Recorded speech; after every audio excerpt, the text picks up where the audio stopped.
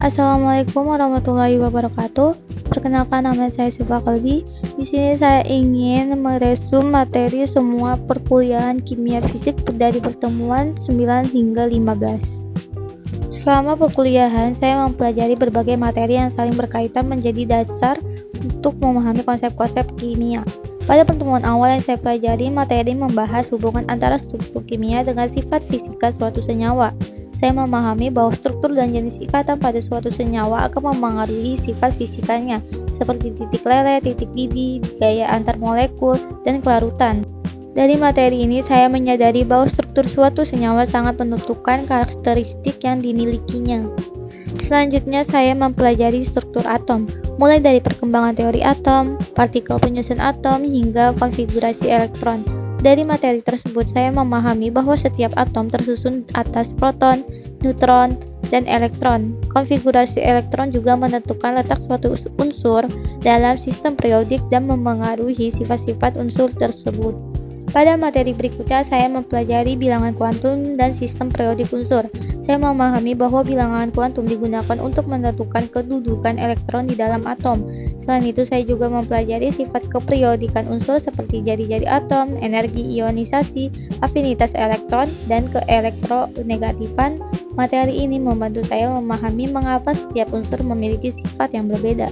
Saya juga mempelajari larutan elektrolit dan non-elektrolit serta sifat koligatif larutan.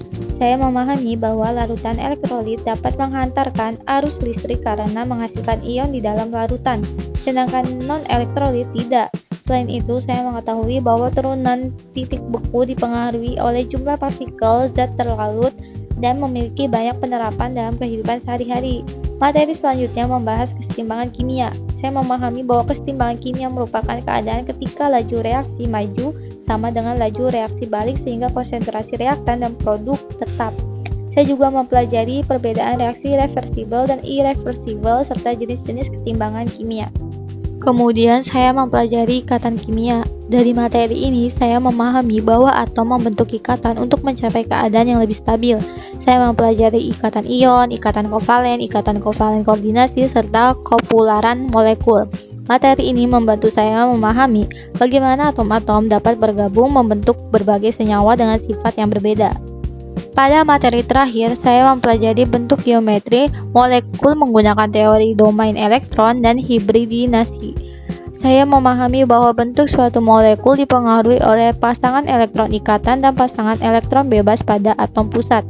Bentuk molekul seperti linear, trigonal, planar, tetrahedral, bipiramida trigonal, dan oktahedral memiliki susunan yang berbeda sehingga memengaruhi sifat suatu senyawa. Secara keseluruhan, saya mendapatkan banyak pemahaman baru selama mengikuti perkuliahan kimia fisik.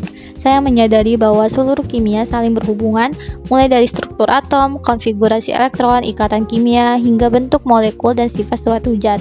Dengan memahami konsep-konsep tersebut, saya menjadi lebih mudah memahami bagaimana suatu senyawa terbentuk, mengapa memiliki sifat tertentu, dan bagaimana penerapannya dalam kehidupan sehari-hari maupun di bidang ilmu kimia. Sekian resume yang dapat saya sampaikan.